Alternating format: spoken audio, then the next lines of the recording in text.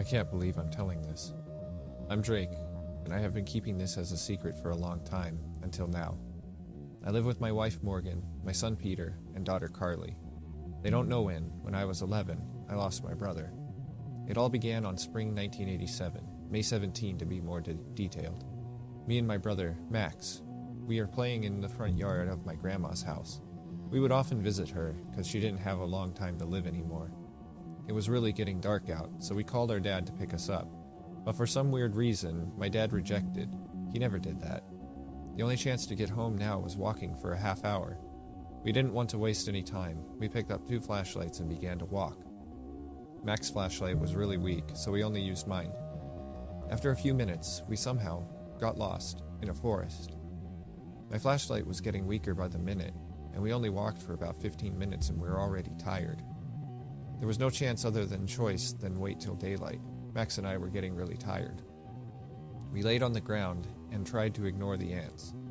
It took us long to fall asleep. I woke up first and noticed my flashlight was gone. Having no idea where it went, but it didn't care since it was early in the morning. The sun was finally coming up. I noticed that my cell phone battery was empty. If I only remembered that I had it with me. Max woke up shortly after, but it seemed he was a few feet away from where he fell asleep. I also noticed that blood was coming out of his mouth. Random trees around the forest fell down. It didn't look like an animal's teeth, but human teeth. I remember in class the teacher said that it was impossible for human teeth to do that. I asked Max if he saw anything at night. He just laughed and we moved on. He didn't say a word. I felt like nature made him crazy. I decided to ignore it. We moved on. Things were getting stranger and weirder. Max was getting insane. He threw up every 10 minutes or so. He was randomly tripping around.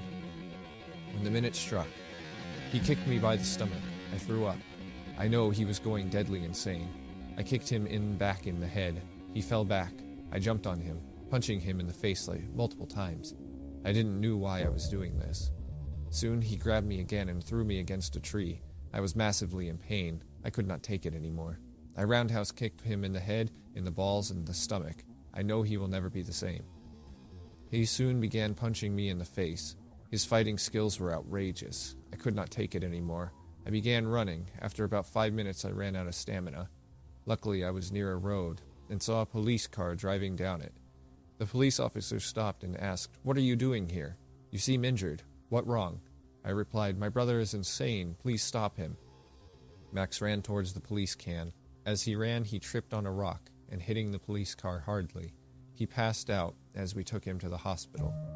A police officer, by the way named Douglas, called my father and he picked me up.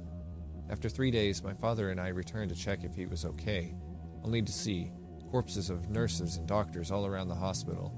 As we investigated the place, I found documents that said, Max, 13-year-old, massive mind loss. My brother was gone, simply gone, a killer. 5 years passed. As many reports of unknown murders accrued in near areas. A hot Friday night, I heard weird noises around my house. I turned the lights on, only to see my father's body with a weird creature eating his heart. That creature was Max. I ran out as fast as possible to the neighbor's house. Just when they were about to call the police, Max shattered the window, gutting them with a knife. Then, he grabbed my mouth, just about to stab me. But luckily, the next-door neighbor called the police. Just before he jumped out of the window, he said a sentence that I will never forget. "You're next. Don't even hide. I see you again. Ha ha ha ha."